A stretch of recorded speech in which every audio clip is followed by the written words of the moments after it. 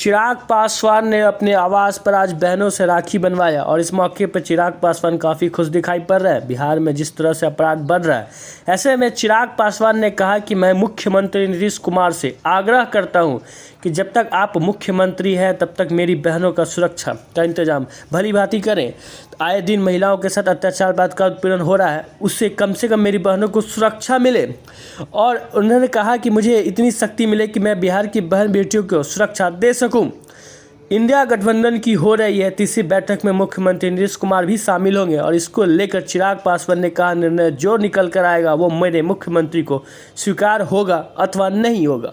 मुख्यमंत्री लंबे समय से इंतजार में है कि उन्हें संयोजक बनाया जाएगा। जब मुख्यमंत्री कहते हैं कि मुझे किसी पद की लालसा नहीं है तो मानिए कि वह उससे पद के लिए सबसे ज़्यादा जिद पर है, उनके नाम में ही हाँ है। और ऐसे में बैठक को लेकर क्या निर्णय आएगा वो मुख्यमंत्री को स्वीकार होगा या बेंगलुरु की तरह ही वह नाराज होकर वापस आ जाएंगे।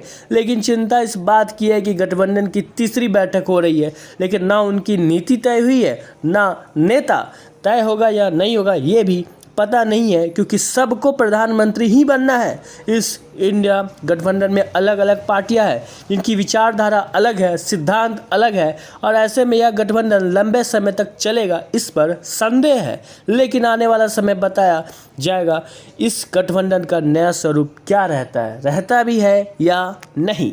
देखते रहिए सीधे आप तक।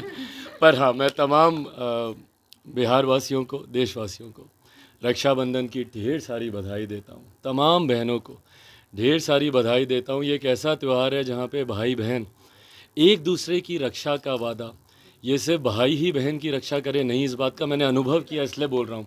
ये रक्षा सूत्र जो हर साल मेरी बहनें मेरे हाथ पे बांधती हैं, यही कारण रहा जिसने मुझे ताकत दी, लड़ने की ताकत दी, पुनः अपने पाँव पे खड़े होने की ताकत दी। तो मुझे इस बात का एहसास है कि भाई से ज़्यादा बहनें भाइयों की रक्षा करती हैं, उनका प्यार, उनका संरक्षण भाइयों को ताकत देता है। तो ये एक आपके इंतजार में है रक्षा की जी करोड़ों पहने बिहार से बिल्कुल। और मैं बिल्कुल, आप सही बोल रहे हैं। मुझे इस बात की चिंता रहती है आज की तारीख में जिस तरीके से बिहार में अपराध है। हमारे खैर आज त्यौहार का दिन है, राजनीति नहीं करनी चाहिए, बट हाँ, मैं हमारे मुख्यमंत्री जी से भी आग्रह करूँगा, जब तक आप प्रदेश के मुख्यमंत्री हैं आपसे और कुछ चाहिए नहीं चाहिए, बट कम से कम मेरी बहनों को सुरक्षा का भाव दें। आए दिन जो उनके साथ अत्याचार हो रहा है, बलात्कार हो, उत्पीड़न हो, सामाजिक कुरीतियाँ हो, उनसे कम से कम मेरी बहनों को सुरक्षा मिले, ये अपेक्षा हम लोग ज़रूर करते हैं। और इसी वादे के साथ मैं आगे बढ़ने का काम कर रहा हूँ कि ऊपर वाला, मेरे पिताजी अपने आशीर्वाद से मुझे इतनी शक्ति दें कि कम से कम बिहार की बहन बेटियों की मैं रक्षा करूँ। सीएम नीतीश कुमार आज महाराष्ट्र के लिए निकल रहे हैं, बैठक हुई है, तीसरी बैठक, क्या निर्णय निकल कर आएगा? भाई न निकल कर आएगा, पर वो निर्णय मेरे मुख्यमंत्री को स्वीकार्य होगा कि नहीं होगा। मुख्यमंत्री जी इस उम्मीद में लंबे समय से थे कि उनको संयोजक बनाया जाएगा, बट जब वो ये कहते हैं कि भाई मुझे किसी पद की लालसा नहीं है, तो मानिए कि वो उस पद के लिए सबसे ज़्यादा ज़िद पर है, उनकी नाम में ही उनकी हाँ होती है। ऐसे में शाम तक बैठक के बाद जो भी निर्णय आएगा, क्या वो मेरे मुख्यमंत्री को स्वीकार होगा या बेंगलुरु की तरह इस बैठक से भी वो नाराज़ होकर आते हैं, ये देखने वाली बात होगी। बट चिंता इस बात की है कि गठबंधन की तीसरी बैठक हो रही है, पर ना इनकी नीति अभी तक तय हुई है, नेता तय होगा नहीं होगा, क्योंकि सबको प्रधानमंत्री बनना और सबके दावेदारी वहाँ पे पेश हुई है। आज सुबह से तमाम दलों के प्रवक्ताओं ने अपने अपने नेता की, केजरीवाल जी की तरफ से आया है, उद्धव जी की तरफ से आया है, ममता जी की तरफ से आया है, शरद पवार जी की तरफ से आया है, केजरीवाल जी की तरफ से आया है।